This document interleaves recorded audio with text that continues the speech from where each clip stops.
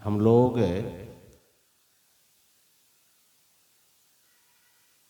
बहुत देर से संतों के ज्ञान को सुन रहे हैं और मैंने कल भी कहा था कि आज से जो कार्यक्रम होगा विशेष रूप से हम लोग सुनेंगे और आप लोग सावधान होके सुनेंगे। सत्संग में सावधानी की बड़ी आवश्यकता होती है। भगवान बुद्ध के बारे में मैं बराबर कहा करता हूं कि भगवान बुद्ध भिक्षु को उपदेश करने के लिए जब मंच पर गए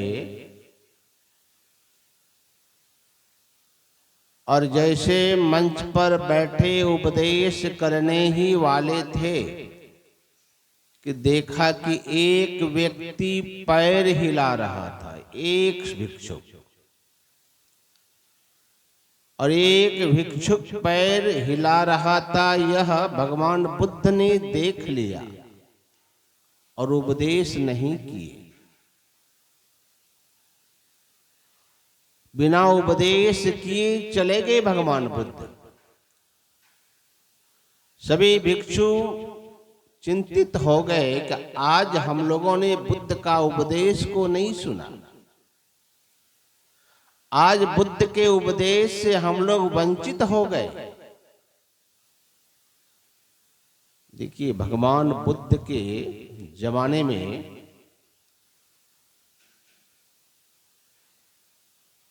एक ऐसे महान गुरु हुए भगवान बुद्ध, जिनके शिष्य हजारों हजार आकाश मार्ग से विचरण करते थे। और हमारे पूज्य बाबा महर्षि शाही स्वामी जी महाराज कहा करते थे कि भगवान बुद्ध बड़े समर्थ गुरु थे। उनके जीवन काल में बहुत शिष्य अरहत को प्राप्त किया और बहुत अनुशासन था उनके। भगवान बुद्ध के समय में उनके भिक्षु में बहुत अनुशासन था। हमारे यहां अनुशासन का अभाव है। ज्ञान की बातें बहुत करते हैं हम लोग, लेकिन अनुशासन नहीं है। जिस सत्संग की इतनी महिमा का हम लोग गुणगान करते हैं,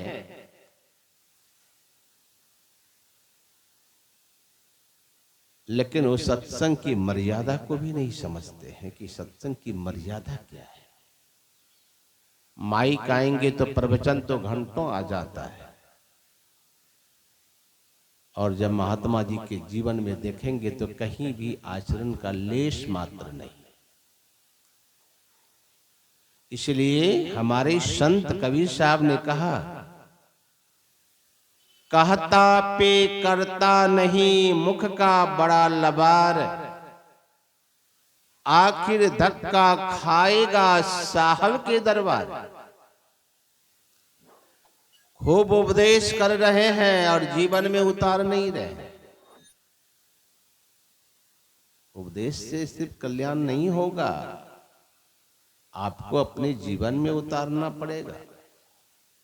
संत मत का ज्ञान गुरु महाराज कहते थे कि नगद सौदा है, आप करेंगे तुरंत जीवन में आपको उसका लाभ प्रत्यक्ष मिलेगा, करेंगे ही नहीं तो कहां से मिलेगा।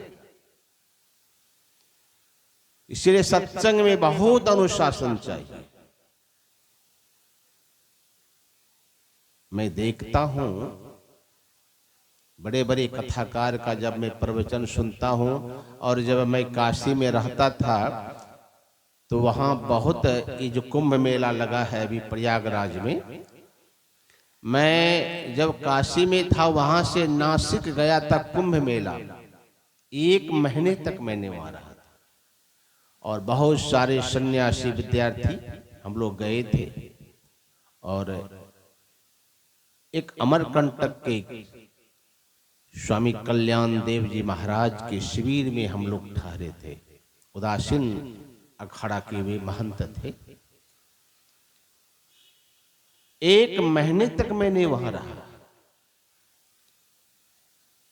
और मैं इस ख्याल से, चूंकि मैं तो संत मत से दीक्षित था, मुझे तो पता था कि ये सब बाहरी कर्म कांड में विश्वास में रखता भी नहीं था, लेकिन समूह में रहने के कारण मैं वहां गया। लेकिन मैं प्राय वहां जब गया, 1 महीने तक रहा, तो मेरा प्रयास रहता था कि शिव जहां भी सत्संग प्रवचन होता था, कथा होती थी, मैं ज्यादा समय वहीं देता था। और स्नान करने के लिए तो मैं अखाड़ों के साथ जाता था। जितने भी हम लोग पढ़ने वाले छात्र होते थे, सब महामंडलेश्वर के साथ में हम लोग जाते थे व्यवस्था में। वो तो मुझे साथ में जाना पड़ता था, लेकिन मन में यह भाव कभी नहीं होता था। वहां पर छिपरा नदी, यहाँ तो त्रिवेणी संगम है, वहां पर छिपरा नदी में स्नान करते थे,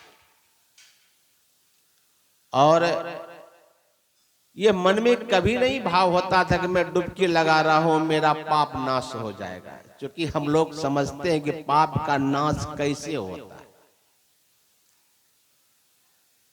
ये संत मत के सत्संगी को ज्ञान है, लेकिन फिर भी लोग जा रहे हैं। कुछ तो इस ख्याल से जा रहे हैं, देखने के ख्याल से। देखना भी चाहिए, अगर ऐसा अवसर मिले तो देखना भी चाहिए। लेकिन हमको लगता है जो संत मत के ज्ञान को समझ लिया है, वह यह सोच के नहीं जाएगा कि हम वह त्रिवेणी संगम में स्नान करेंगे तो हमारा पाप धुल जाए, ये सोच के कभी नहीं जाएगा। तो मैं बता रहा हूं कि मैं जब उस कुंभ मेले में मैंने 1 महीने तक रहा, बहुत बड़े बड़े संत महापुरुषों का मैंने भी दर्शन किया है। बड़े बड़े मांडलेश्वर के पास में मैं भी गया, और मैं कथा भी सुनता था बैठ करके, घंटों घंटों सुनता था। लेकिन कहीं भी उसकी कथा में 1 महीने तक मैंने जितनी भी कथाएं सुनी बैठ करके, किसी कथा में जो संत मत का ज्ञान, निचोड़ ज्ञान है, वह कहीं सुनने को नहीं मिला। हमारे गुरु महाराज कहा करते थे कि संत मत का मूल ज्ञान है बिंदु और नाद ध्यान। जिस सत्संग में बिंदु और नाद की चर्चा नहीं हो, जिस सत्संग में बिंदु ध्यान की चर्चा नहीं हो, जिस सत्संग में नाद ध्यान शब्द योग की साधना की चर्चा नहीं हो, वह सत्संग संत मत का सत्संग नहीं कहलाएगा। संत मत के सत्संग की ये सबसे बड़ी महिमा है कि बिंदु और नाद की चर्चा आपको अगर सुनने को मिलेगा तो इसी संत मत के ही सत्संग में। लेकिन एक चीज मैंने देखा कि बिंदु नाद की चर्चा तो नहीं होती थी, लेकिन जो भी चर्चा होती थी, कभी कभी तो हम लोग बड़े बड़े शंकराचार्य जी महाराज के सामने बैठ करके ज्ञान सुनते थे, तो मैंने वहां एक चीज देखा। एक बार शंकराचार्य जी महाराज, माता जी को जगह दीजिए, खर्राटा ले रहे हैं। श्री सदगुरु, शांत रहिए माता जी। इसीलिए खंबा कुट्टा पाया जो है ना, ये बड़ा बाधक है। अब इतने जोर से खर्राटा लेंगे तो कैसे कल्याण होगा। श्री सदगुरु।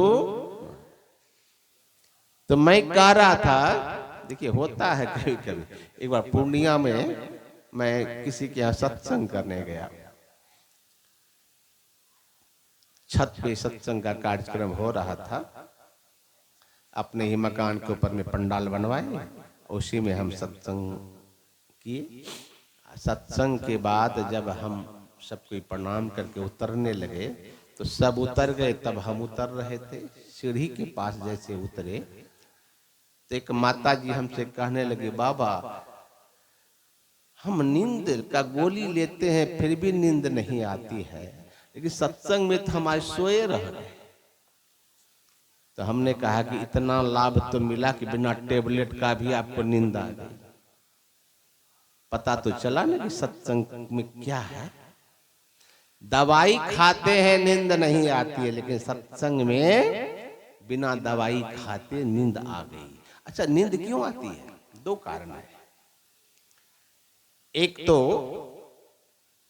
अगर कुछ लोग सत्संग की गहराई में अगर चले जाते हैं तो मन शांत होता है। नींद देखिए, मन जब बेचैन रहेगा तो नींद नहीं आएगी। जब आप किसी तरह का आपके दिमाग में टेंशन होगा, आप पीड़ित होंगे, आपके मन विक्षिप्त रहेगा तो आपको नींद नहीं आएगी। मन अगर शांत होगा तो वहां भी नींद आती है। इसलिए ध्यान करते समय साधक प्राय सो जाते हैं। ये प्राय देखता अच्छे अच्छे साधक में हम लोग साधना शिविर में जाते हैं या साधना शिविर का आयोजन करते हैं तो देखते हैं कि प्राय साधक प्राय सो जाते हैं। फिर जब ध्यान से उठ जाते हैं फिर उसको नींद नहीं है। तो मन जब सिमटता है, मन जब स्थिर होता है तो नींद आती है। तो एक तो यह कारण होता है, और दूसरा होता है कि जब शरीर में तमोगुण ज्यादा होता है, जिसके शरीर में, उसको नींद ज्यादा आती है। तमोगुण का प्रभाव से नींद ज्यादा आती है। अब नींद का मतलब अब ये नहीं कि हम सत्संग में सोए रह जाएं, शांति मिल रही है तो सब सो लो, यही खर्राटा ले लो। तमोगुण का, इसलिए गुरु महाराज ने कहा ना कि साधक को सात्विक आहार लेना चाहिए। सात्विक आहार मतलब शतोगुण। सात्विक आहार तेल मसाला झाल झोल वाला जो खाएंगे तो ध्यान में मन नहीं लगेगा, आलस्य की प्रवृत्ति होगी, नींद आएगा, आलस्य आएगा। तो इसलिए इससे बचना है। गुरु महाराज ने कहा है, पदावली में पढ़िएगा, महर्षि वाणी में गुरुदेव ने कहा है कि साधक को नींद से अवश्य बचते रहना चाहिए, चाहे वह ध्यान का समय हो या सत्संग का समय हो। जो साधक है उसको नींद से बचना है। तो मैं कह रहा था कि जब मैं वहां गया तो मैं एक शंकराचार्य जी महाराज, वहां तो शंकराचार्य जी महाराज का बड़ा ठाट बाट से चलता है ना कुंभ मेले में। शंकराचार्य जी महाराज के यहाँ शंकराचार्य जी महाराज का जन्म दिवस के उपलक्ष्य में सत्संग का आयोजन रखा। बड़े बड़े प्रकांड विद्वान सब आए, हम लोग भी गए, काशी के जितने भी छात्र थे सब गए। और शंकराचार्य जी महाराज ऊंचे आसन पर बैठे थे, हम लोग सब कोई उनके सामने बैठे थे। प्रवचन चल रहा था बारी बारी से। तो एक बड़े विद्वान साधु थे, उनको शंकराचार्य जी ने उसको समय दिया बोलने के लिए। तो शंकराचार्य जी महाराज का वह वाणी हमारे सत्संग योग में भी गुरु महाराज ने तृतीय भाग में दिए हैं। तो विषय था कुछ, लेकिन कुछ वो बोल गए हट करके, जो नहीं बोलना चाहिए था उस सभा में, जो मैं भी नहीं बोल सकता हूं। क्योंकि उस सभा में हम सन्यासीगण तो थे ही, उस सभा में माताएं लोग एक तरफ बैठी हुई थी, माँ बहन भी एक तरफ बैठी हुई थी, और एक तरफ हम सन्यासीगण बैठे हुए थे। तो महात्मा जी कुछ माताओं महिलाओं की कुछ ऐसी शब्द का प्रयोग कर दिए जो उनको नहीं करना चाहिए था। शंकराचार्य जी महाराज ने आगे से माइक छीन लिया कि तुमको इतना ज्ञान नहीं है कि प्रवचन क्या करना चाहिए, किस सभा में क्या बोलना चाहिए, आज क्या बोलने का दिन है, फिर हमारे मंच पंडाल में कौन बैठे हैं, कैसे बोलना है। माइक छीन लिया अगले से। तो मैं ये देखा कि बिंदु नाद की चर्चा तो नहीं सुनने को मिला, लेकिन बड़े बड़े अखाड़ों में बड़े बड़े मैंने गया, शंकराचार्य के सामने बैठ के सत्संग किया, अनुशासन बहुत, हिल डोल नहीं सकते थे उन लोगों के सामने। आज भी देखिए ना, हम लोग कभी कभी देखते हैं मुरारी बापू का कथा हो जाता है, देवकी नंदन का कथा होता है, देखिए हजारों हजार की भीड़ होती है, लोग हिल डोल नहीं करते, कितना अनुशासन, सब बैठे रहते हैं। हम लोगों के यहाँ 1-1.5 घंटा का प्रवचन में ही लोग उब जाते हैं, बिल्कुल उब जाते हैं। मैं चूंकि वक्ता जो होते हैं, प्रवचनकर्ता का ध्यान रहता है श्रोता पर, और एक श्रोता पर नहीं, सब श्रोता पर रहता है, और वक्ता समझ जाता है कि कौन श्रोता सुन रहा है और कौन श्रोता नहीं सुन रहा है, इसकी परख वक्ता को है। तो अनुशासन होना चाहिए। मैं भगवान बुद्ध की बातें कह रहा था। भगवान बुद्ध के पास आनंद ने जाके पूछा कि भगवान आज आपने उपदेश क्यों नहीं किया। भगवान बुद्ध ने कहा कि जब मैं गया उपदेश करने के लिए तो देखा एक भिक्षुक पैर हिला रहा था। सोचिए, नहीं किए उपदेश। यह जो अध्यात्म ज्ञान है, जिस ज्ञान को हम लोग आज इतने सुलभ से पा रहे हैं, कभी सोचे हैं कि इस ज्ञान को पाने के लिए हमारे गुरु महाराज ने कितना कष्ट उठाया है, कितना दुख झेले हैं। खाने को ठिकाना नहीं, सोने का ठिकाना नहीं, खोज रहे हैं, दौड़ रहे हैं, भटक रहे हैं, कहीं हमें सच्चा सद्गुरु मिल जाए, हमें वह ज्ञान मिल जाए जिस ज्ञान से मुक्ति हो जाए। गुरु महाराज पूर्णिया जिला स्कूल के परीक्षा हॉल में जो चौपाई लिख करके भावावेश से निकल गए, क्या उस चौपाई हम लोग आज तक नहीं पढ़े हैं क्या? कितनी बार पढ़ चुके हैं। जिस चौपाई से गुरु महाराज को वैराग्य हो गया, क्या उस चौपाई को हमने नहीं सुना? बहुत बार सुना है, अब बहुत बार बोलते भी हैं, फिर भी कहां वैराग्य होता है। गुरु महाराज की वह अंतिम चौपाई जो परीक्षा हॉल में लिख करके निकले कि देह धरे कर यही फल भाई, अब भजिए सब राम सब काम ब्याई।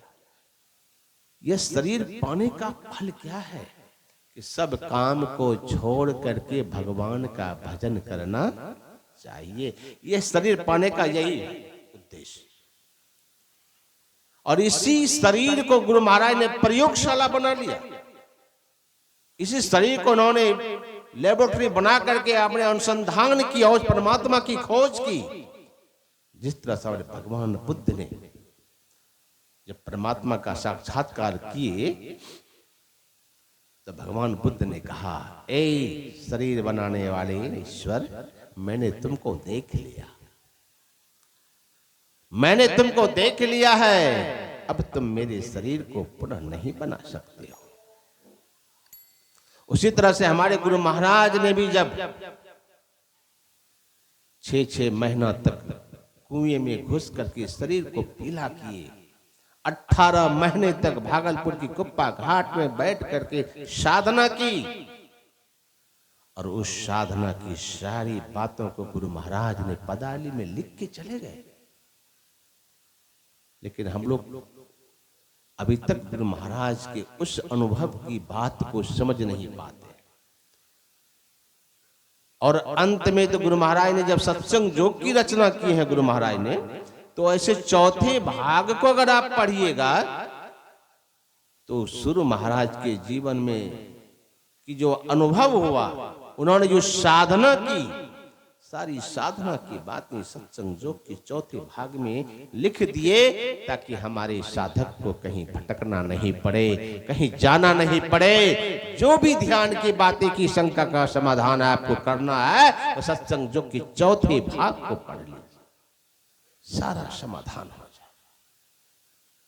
लेकिन समाधान कब खोजेंगे? जब ध्यान करेंगे तब तो। ध्यान ही नहीं करेंगे तो समाधान कहां से खोजेंगे? चौथे भाग को पढ़ेंगे कहां? आज तो सत्संग योग पुस्तक लोगों के घर में मिलता भी नहीं।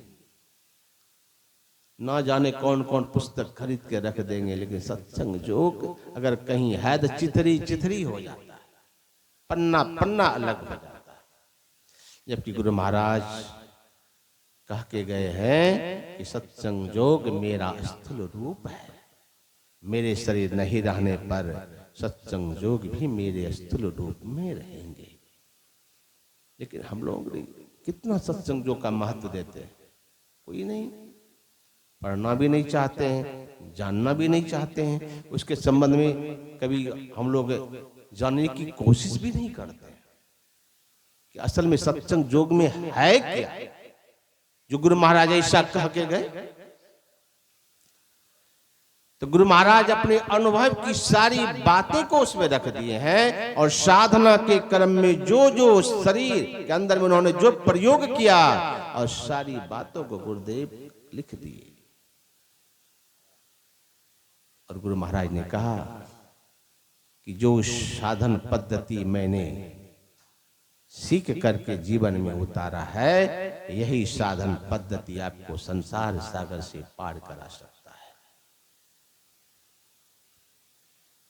यही विधि जैवे भाव पार,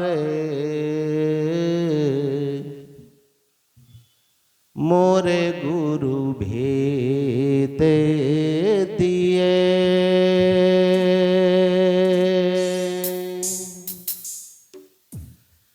यही विधि जैवे भाव पार, मोर गुरु भेद दिए, मोर गुरु भेद दिए। यही विधि जैवे भाव पार, मोर गुरु भेद दिए, मोर गुरु भेद दिए। यही विधि जैवे भाव पार, मोर गुरु भेद दिए, मोर गुरु भेद दिए। यही विधि जैवे भाव पार, मोर गुरु भेद दिए, मोर गुरु भेद दिए।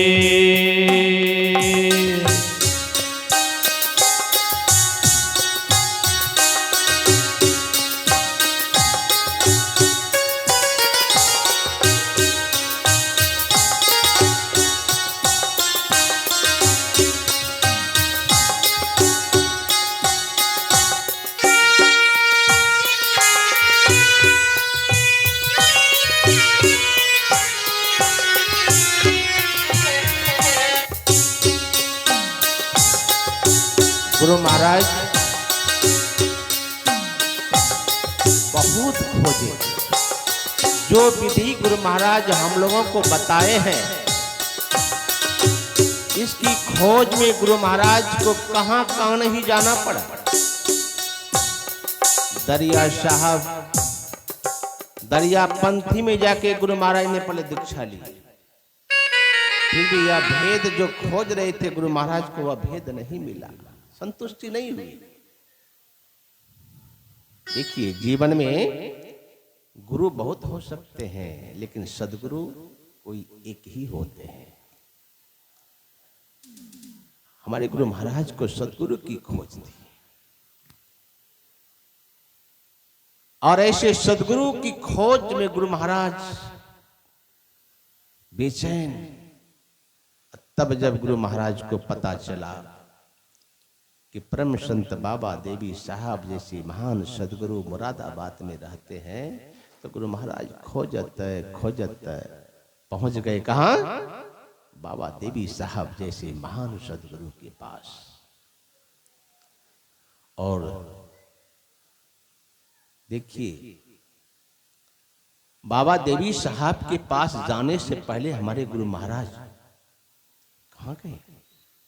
दीक्षा लेने के लिए, दृष्टि योग की साधना। मायागंज के राजेंद्र बाबू जो बाबा देवी साहब के शिष्य थे, ध्यान से सुनिए, गुरु महाराज श्री राजेंद्र बाबू से पहले दृष्टि योग की साधना सीख लिए। उसके बाद जब बाबा देवी साहब का दर्शन हुआ तो क्या कहा? श्री राजेंद्र बाबू बहुत साधक थे, अच्छे साधक थे, साधना करते थे। और राजेंद्र बाबू ने ले आके बाबा देवी साहब के सामने ले आके गुरु महाराज को क्या कहा कि अब आपके सदगुरु बाबा देवी साहब हैं, मैंने आपको इनके चरणों में समर्पित कर दिया। आज से आपके सदगुरु यही है। हमारे बाबा देवी साहब के हाथ पकड़ाए श्री राजेंद्र बाबू ने, और गुरु महाराज को सच्चे सदगुरु की जो खोज थी, सच्चे सदगुरु मिल गए। कभी राजेंद्र बाबू ने ये नहीं कहा कि मैं तुम्हारा गुरु हूं। राजेंद्र बाबू ने ये नहीं कहा गुरु महाराज को, कहा कि तुम्हारे सदगुरु यही हैं। और हमारे पूज्य बाबा कहते थे कि अगर सदगुरु मिल जाए तो जीवन समझिए, अगर सब कुछ दान देना पड़ जाए सदगुरु के चरणों में, तो सब कुछ दे के भी अगर सदगुरु मिल जाए तो समझिए कि सेवा सौदा सस्ता में ही पट गए। जिस सदगुरु की खोज गुरु महाराज को थी, और जब बाबा देवी साहब जैसे सदगुरु मिल गए, तो एक दिन गुरु महाराज कुप्पा घाट में बैठ के बोलने लगे कि मैं कितना भाग्यशाली हूं जो हमें बाबा साहब जैसे सदगुरु मिल गए। देखिए गुरु महाराज, कितने भाग्यशाली हूं कि मुझे बाबा देवी साहब जैसे सदगुरु मिल गए। और चरणों में बैठे प्रोफेसर विश्वानंद बाबू ने कहा, क्या कहा? देखिए शिष्य कैसे थे। कहा, गुरुदेव हम लोगों से आप कम ही भाग्यशाली हैं, आपसे बड़ा भाग्यशाली तो हम लोग हैं, आपसे ज्यादा भाग्यशाली तो हम लोग हैं। का कैसे? कहा कि आपको बाबा देवी साहब जैसे सदगुरु पाने के लिए बहुत भटकना पड़ा, और हम लोगों को कहीं नहीं भटकना पड़ा, और आप जैसे महान सदगुरु हम लोगों को प्राप्त हो गए जी। इसलिए हम लोग तो आपसे ज्यादा भाग्यशाली हैं। और गुरु महाराज ने क्या कहा? दृष्टि जुगल कर लेवै सुख मनिया हो, देखबै अजब रंग रूप, देखबै अजब रंग रूप। दृष्टि युगल कर लेवै सुख बनिया हो, देखबै अजब रंग रूप, देखबै अजब रंग रूप। यही विधि जैबै भाव पार, मोर गुरु भेद दिए, मोर गुरु भेद दिए।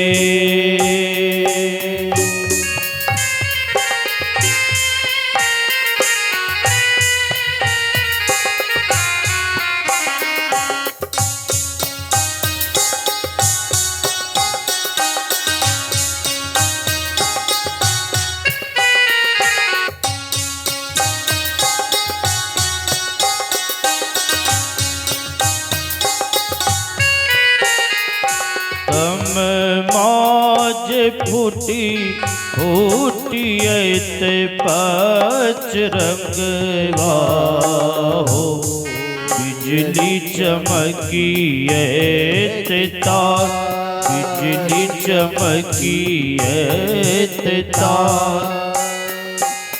तम माज फूटी फूटी ते पच रंगवा हो, बिजली चमकी ते तार, बिजली चमकी ते तार। यही विधि जबै भव पारे, मोर गुरु भेद दिए, मोर गुरु भेद दिए।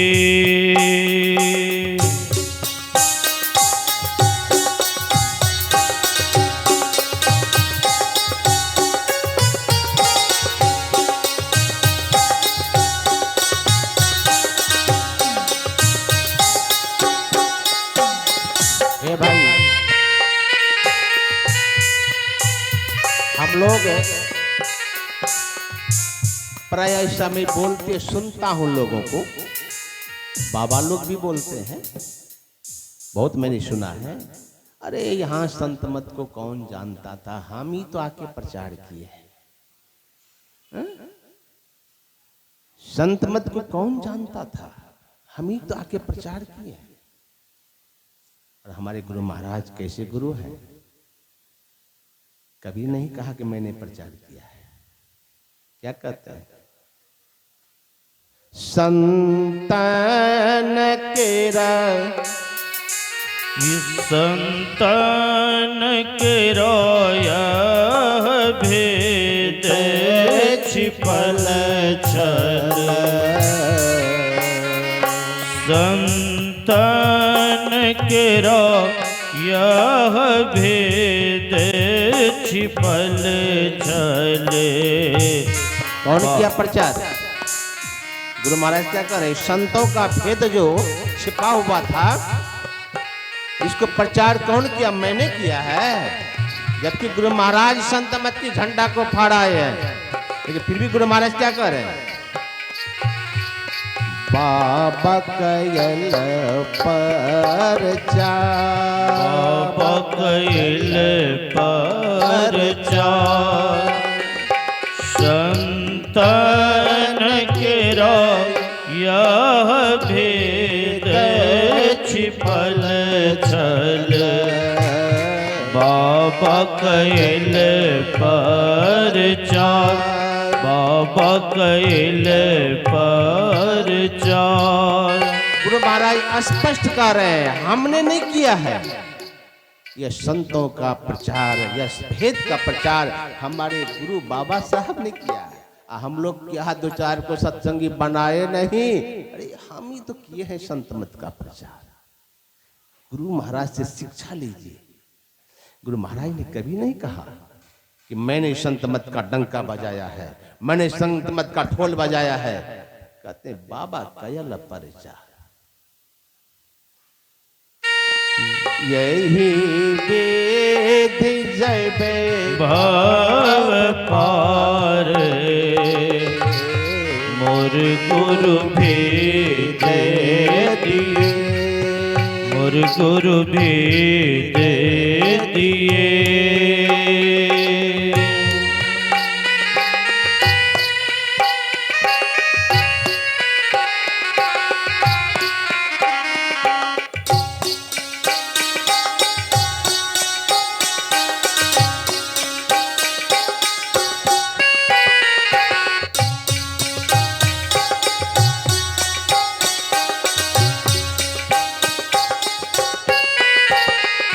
और अंतिम करी गुरु महाराज,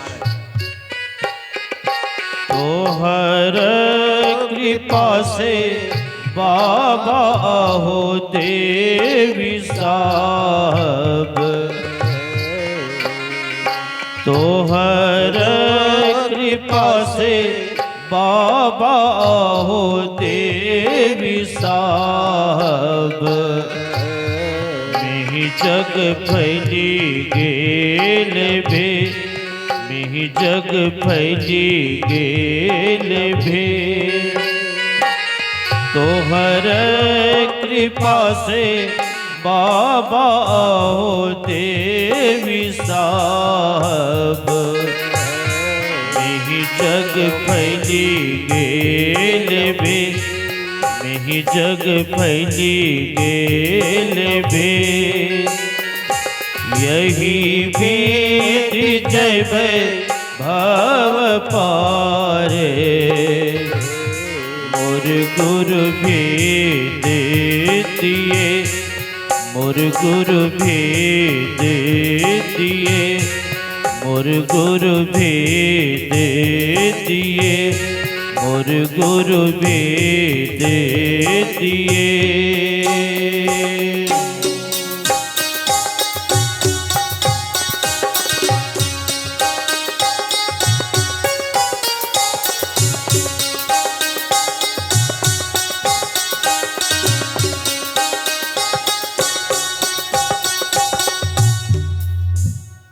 हमारे गुरु महाराज कहते हैं इस संसार सागर से पार होने का यही विधि, इस संसार सागर को अगर पार जाना चाहते हो तो इसी विधि से संसार को पार कर सकते हो। और इसी संसार सागर को पार करने के लिए यह मनुष्य शरीर मिला है। ये नहीं कि खूब बढ़िया बढ़िया खाओ, खूब अच्छा अच्छा कपड़ा पहन ले, महल अटारी खड़ा कर दें, आलीशान बिल्डिंग खड़ा कर दें, अच्छी अच्छी गाड़ी खरीद लें, ना जाने संसार का सारा वैभव को जमा कर ले। इसीलिए यह मानव का तन नहीं मिला है। चेद वेदी दत्त सत्य मस्ती ना चेदिहा वेदन महती विनष्टि भूतेषु भूतेषु विचित्य धीरा प्रत्याश्मान लोकादमृता भवन्ति। ये भाई ये जन्म किस लिए हुआ? एकमात्र ब्रह्म को जानने, ब्रह्म को जानने के लिए। लेकिन यहाँ बेटा को, बेटी को, पत्नी को, पति को, सगे संबंधी को जानने में जीवन बर्बाद। तो आप तो ये कहेंगे कि बाबा जी तो निपुतरा है, क्या बोलेगा, अपने तो कुछ है नहीं, इसको बेटा बेटी तो ऐसे बोले। अरे हम ये नहीं कहते कि आप बेटा पत्नी को छोड़ दीजिए, संतमति कहता भी नहीं है। लेकिन मेरे कहने का मतलब ये है, तो गुरु महाराज ने जो कहा है, सतगुरु चरण टहल नित करिए नर्तन के फल ये ही है। युग युग जग में सोवत बीते सद्गुरु दिहल जगाई है। युग युग जग में सोवत बीते सद्गुरु दिहल जगाई है। लेकिन हम लोग इतने आलसी हैं कि फिर सो जाते हैं। सद्गुरु दिहल जगाए, गुरु आते हैं जगाने के लिए, उठो जागो। आए हम लोग इतने आलसी हैं कि फिर सो जाते हैं। मतलब सोने का मतलब क्या? मोहन सा सब सोबनिहारा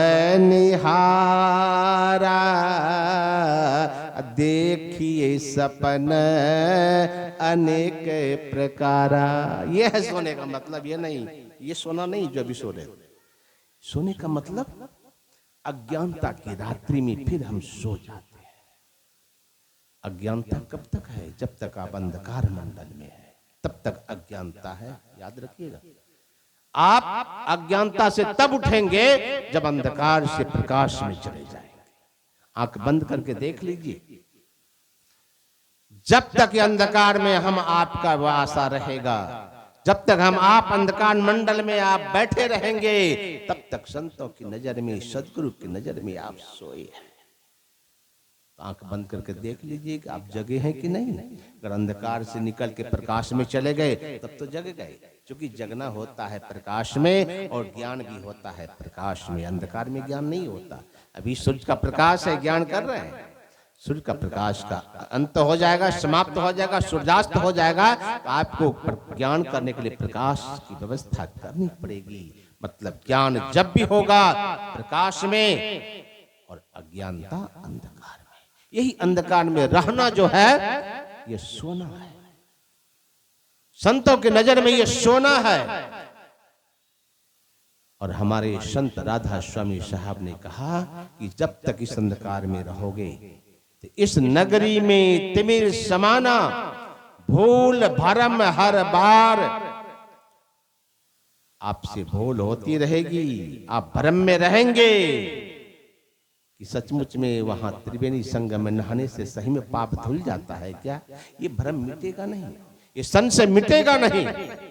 ये भ्रम होता रहेगा कि ये बाबा में शक्ति है कि नहीं, कि वह बाबा पक्का है कि ये बाबा कच्चा है, कि वह बाबा पहुंचे हैं कि ये बाबा कम पहुंचे हैं। ये सब भ्रम होता रहेगा। सदगुरु हमारे पहुंचे हैं कि नहीं,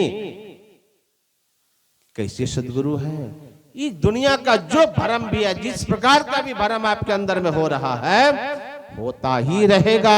तब तक होता रहेगा जब तक कि आप अंधकार मंडल में पड़े हैं। इसीलिए हमारा वेद कहता है तमसो मां ज्योतिर्गमया, अंधकार से प्रकाश की ओर चलो। ये अंधकार से प्रकाश की ओर कैसे चलना होगा, कैसे चलेंगे? ये चलने के लिए जो अभी आप विधि सुन रहे थे गुरु महाराज का, यही अंधकार से प्रकाश में चलने का, तो यही विधि जय भाव पार जो गुरु महाराज का पद आप सुन रहे थे, ये अंधकार से निकलने का ही तो विधि है। यही भेद सीखना पड़ेगा और सीख करके अंदर में उस परमात्मा ज्योति की खोज। ये प्रकाश और सत्य क्या है? हमारे पूज्य बाबा कहते थे कि जो अंदर में प्रकाश है हम आपके अंदर में जो शब्द है, यही परमात्मा का दोनों हाथ है।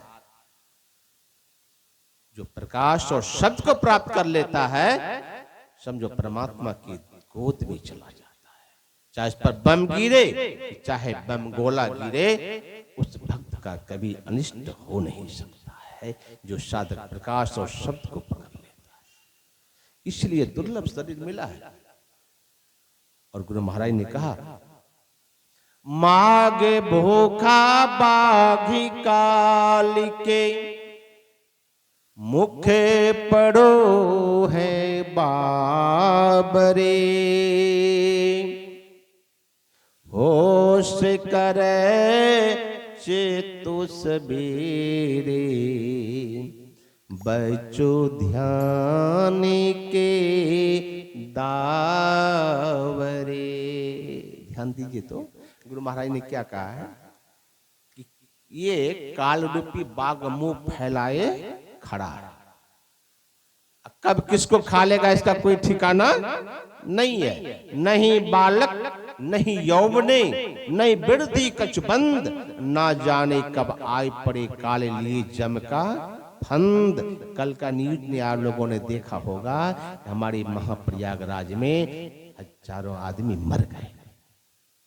क्या सोच के गए थे कि मौनी अमावस्या में स्नान करेंगे और उद्धार हो जाएगा।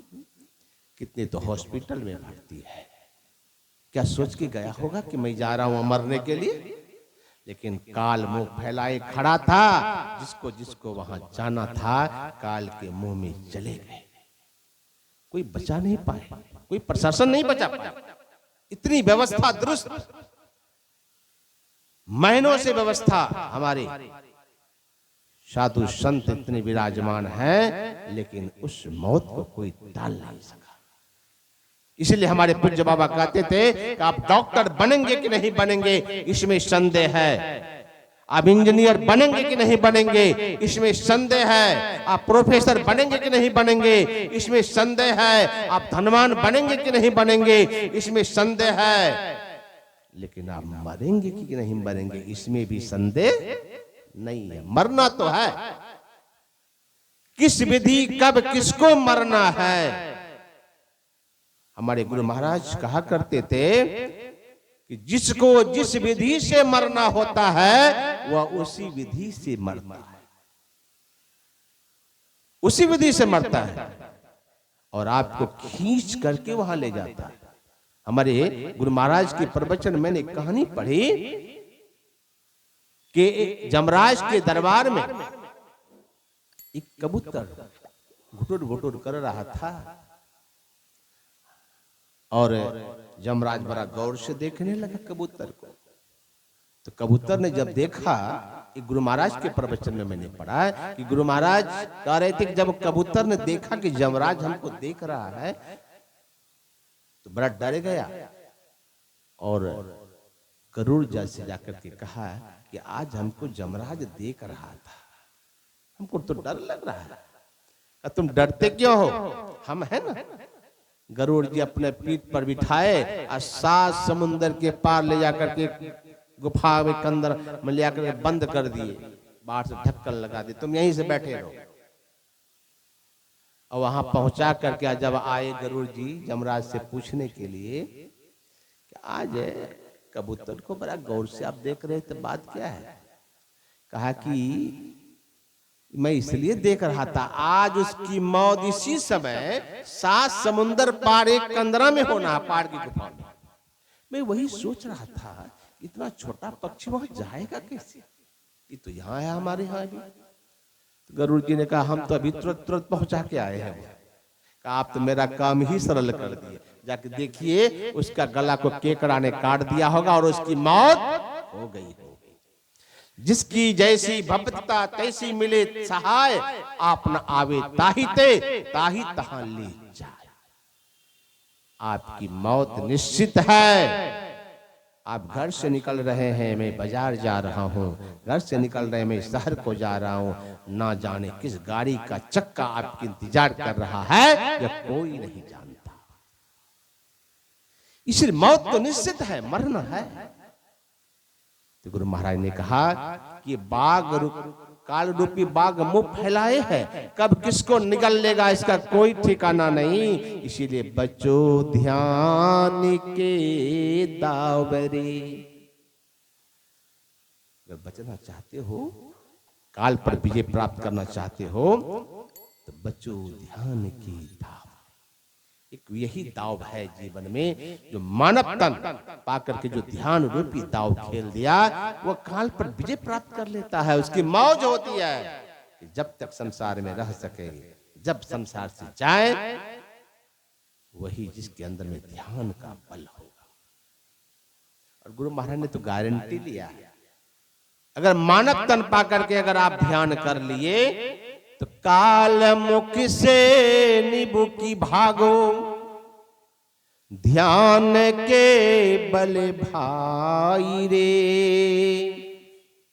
ऐसो अवसर खोई हो तो रोई हो पछताई रे। लेकिन दुर्भाग्य है कि जिस ध्यान से हम काल को विजय प्राप्त कर सकते हैं, काल को जीत सकते हैं, वही ध्यान जब रखा जाता है 24 घंटे का तो साधक नहीं मिलता है कि बैठे ध्यान। हमको तो सुन के बड़ा दुख होता है कि ध्यान करने वाला व्यक्ति छपरा में नहीं, जो बाहर से लाना पड़ता है खींच करके। इतनी सत्संगी में 24 घंटा ध्यान करने में, वो भी बारी बारी से बैठना, अखंड ध्यान करना है। प्रत्येक साल इन्होंने नियम बना के रखा है कि 24 घंटे अखंड ध्यान। क्या छपरा में इतना सत्संगी कोई ऐसा जिसके पास समय नहीं, 2-2 घंटा भी समय दे दे? कभी वो बाबा जी को फोन करते हैं, कभी वो बाबा जी को फोन करते हैं। हमको सुन के बड़ा दुख होता है कि इतने सत्संगी रहते हुए भी साधक नहीं मिलते कि 2 घंटा समय दे ध्यान करने के लिए। जिस ध्यान से आपका कल्याण होगा वह ध्यान करने का आपके यहाँ अभाव है। ध्यान के लिए समय कोई नहीं देना चाहता। सारी व्यवस्था वो अपना करते हैं, आपको खिलाते हैं, पिलाने की व्यवस्था, रहने की व्यवस्था, हर व्यवस्था वो करते हैं। लेकिन दुर्भाग्य है कि फिर भी हम ध्यान की ओर हमारा कदम आगे नहीं बढ़ता है। यह तो जीवन की सबसे बड़ी दुर्भाग्य का। कि साधक नहीं है। 24 घंटे का अखंड ध्यान अगर 5 आदमी 7 आदमी बैठ जाए छपड़ा का तो समय नहीं मिलेगा। कितना घंटा पर अगर 7 आदमी भी तैयार 10 आदमी भी तैयार हो जाए तो 10 घंटा में तब एक घंटा समय मिलेगा। और 24 घंटा में तो 2 घंटा भी ध्यान करने का, लेकिन अफसोस है कि 24 घंटा में 2 घंटा भी समय नहीं है आप लोगों के पास कि ध्यान करें बैठ करके अखंड ध्यान। तो लोग ये सोचते हैं कि शायद शोभा जी के यहाँ बैठ के ध्यान करेंगे तो उसी को लाभ मिल जाएगा, इसलिए कहा के लिए हम जाके उसके यहाँ ध्यान करें। अरे ध्यान का लाभ आप करेंगे तो आपको मिलेगा। लेकिन हम लोग तो आ सकते हैं, लेकिन हमारा तो टीम लंबा चौड़ा है, हम तो चाहे तो 3 दिन पहले आके ध्यान शुरू कर दें, लेकिन हम लोगों को लाने में तो व्यवस्था में कुछ ज्यादा खर्च है। और आप लोग तो यहाँ छपरा के रहने वाले, चाहे तो घर से भी आके 2 घंटा समय एक लिस्ट बना लें। शोभा जी आपके यहाँ ध्यान होने वाला है, हर साल होता है, घोषणा तो 1 साल पहले हो जाती है, या डेट तो एकदम बना हुआ है। 28 को ध्यान, 29, 30, 31 सत्संग, ये तो फिक्स समय है। तो क्या आप लोगों के मन में ये भाव आता है कभी कि 28 से शोभा जी के यहाँ ध्यान है तो हम भी नाम लिखा दे जाके कि 2 घंटा हम भी बैठ जाएंगे? बताइए, कोई आज तक हाथ उठा के कहिए कि मैंने शोभा जी के यहाँ आके ध्यान किया है? एक आदमी हाथ उठा रहे हैं। इतने लोग 1 घंटा 7-10 आदमी भी अगर आप लोग तैयार हो जाइएगा तो 10 घंटा में 1 घंटा समय मिलेगा। 24 घंटा का यह अखंड ध्यान रहता है। इसी से कल्याण है और यही नहीं करना चाहते हैं। गुरु महाराज ने कहा कि ध्यान बिनु शांति नहीं आवे। अरे इस बहाने से भी तो ध्यान कीजिए। बाबा देवी साहब ने लिखा है सत्संग जोग में, बाबा देवी साहब की वाणी है, जिस सत्संगी के पास 2 घंटा भी 24 घंटे में साधना करने का समय नहीं, वह कभी अंतर भजन में प्रवेश नहीं कर सकता है, नहीं कर सकता है। यह दुर्लभ शरीर किस लिए मिला है, इसको कभी जानने का कोशिश तो कीजिए। कब छीन लेगा, है बड़ा दुर्लभ। अभी सुन रहे थे हमारे मन संचालक महोदय ने बड़ा सुंदर से कहा, 84 लाख प्रकार के शरीर में एक मानव तन भी है जो सबसे श्रेष्ठ शरीर है। क्यों? इसलिए यही शरीर ऐसा है जिसमें बैठ के आप भजन कर सकते हैं। आप घर में तोता पालते हैं, घर में आप खरगोश पालते हैं, घर में कुत्ता पालते हैं और बड़ी व्यवस्था देते हैं, देने वाले दे रहे हैं। मैं देखता हूँ अच्छे अच्छे सत्संगियों के घर भी जाने का मौका लगता है, गैर सत्संगी के यहाँ भी जाता हूँ। हमारे यहाँ दानापुर में एक सत्संगी की बेटी है, ससुराल में कुत्ता रखा, 28,000 का महीना कुत्ता के पीछे खर्चा है, एयर कंडीशन लगा हुआ है। क्या कभी सोचेंगे कि हम कुत्ता बन जाए? नहीं चाहेंगे। भले आप गर्मी से मर रहे हैं, फिर भी ये एसी का हवा लगाते हुए कुत्ते को देख करके आपके मन में ये भावना नहीं होगी कि मैं कुत्ता बन जाऊं, मैं घोड़ा बन जाऊं, मैं गधा बन जाऊं। किसी भी परिस्थिति में है सोचते हम मानव तन तो सबसे ऊंचे है, लेकिन फिर यह मानव तन मिले इसके लिए क्या कर रहे हैं? क्या कर रहे हैं? ये मानव तन फिर आपसे छीन नहीं ले परमात्मा। गोस्वामी तुलसीदास जी महाराज विनय पत्रिका में लिखते हैं, कब हुक करी करुणा नर देही, देत ईश बिनु हेतु स्नेही। जब परमात्मा के अंदर करुणा होती है तभी यह जीव को मानव का तन मिलता है महाराज। और जब आप उस मानव तन को यदि आप बर्बाद करेंगे तो छीनना भी जानते हैं, छीन लेंगे आपसे, फिर गधा कुत्ता अन्य योनियों में भेज देंगे। हमारे पूज्य बाबा एक कहानी कहते थे कि एक गरेड़िया भेड़ बकरी चरा रहा था।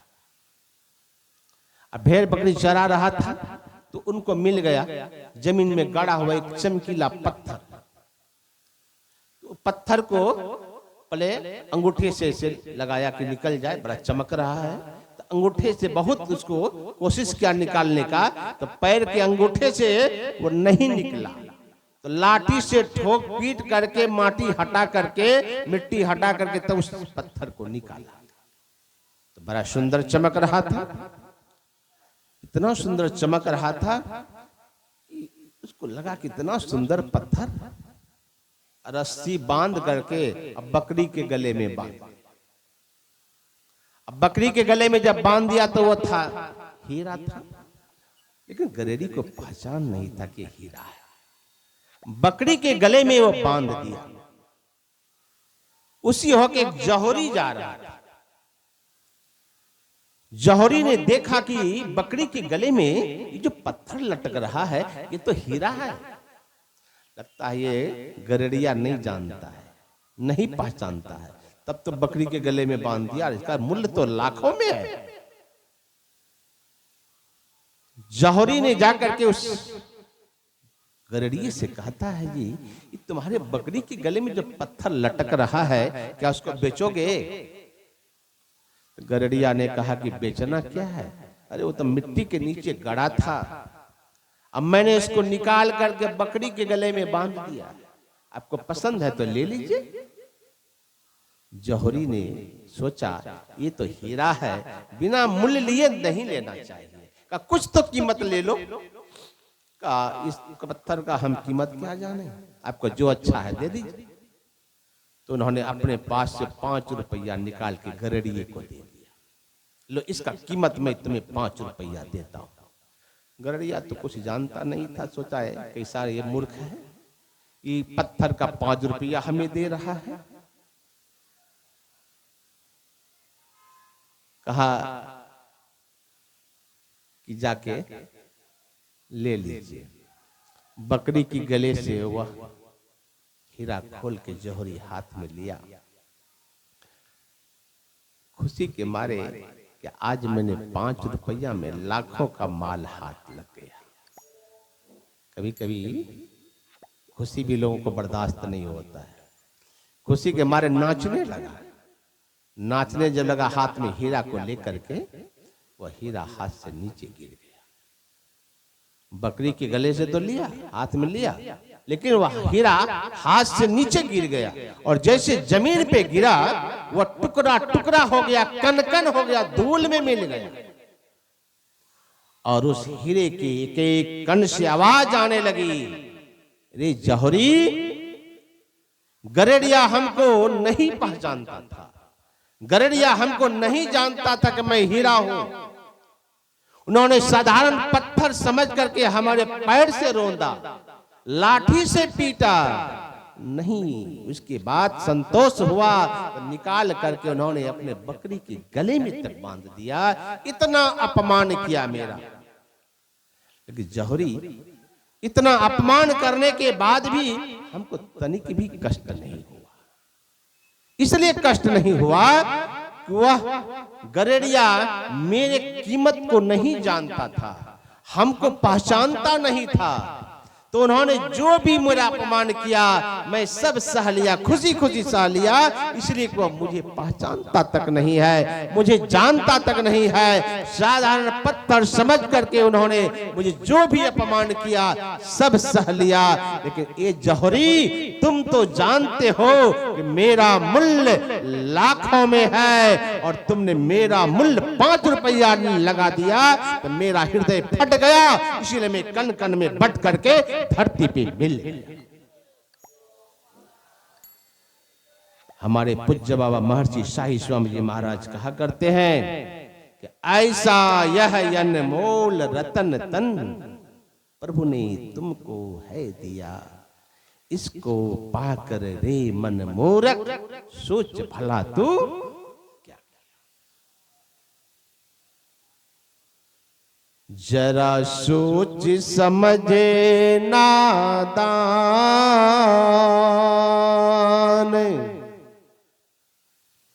यहाँ नहीं रहना है।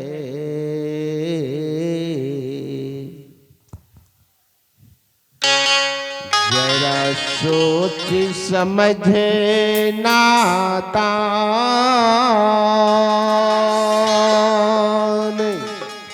यहाँ नहीं रहना है।